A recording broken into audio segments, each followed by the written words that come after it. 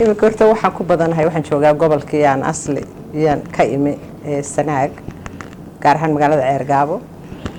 ka family ahaan waxaan meeshaasaan hanti badan aan leenahay taala beeraan ku leenahay hodheelaan ku leenahay dhul badan baan ku leenahay xoolaha noo jooga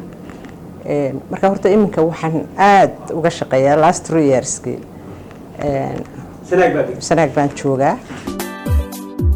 iminka laba shay baan xoog uga shaqeeyaa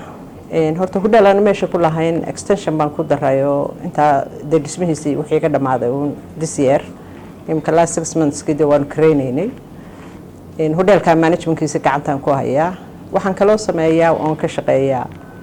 marka arrimaha businesska aanu markii horeba ganacsi waligeeba iskaga dhex jiray beero aan meesha ku lahayn anigu aan qaar u leeyahay ayaan dib u beeraa khudaar badan baan u beeraa gobolka Sanaag saad ogtahay mooyee meelaha ugu beeraa badan ee meelaha in sarc lagu beero ugu fiican ama ugu ciida fiican ama xagga biyaha ay ka hawl yartay inaad biyo hesho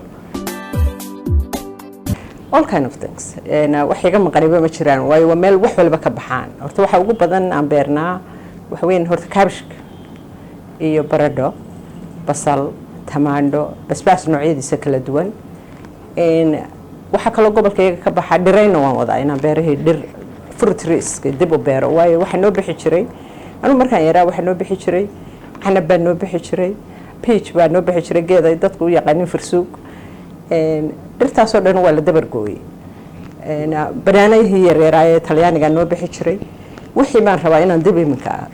u beero dib u soo celiyo marka waan wadaa farsuuga dhowr geed baan beeray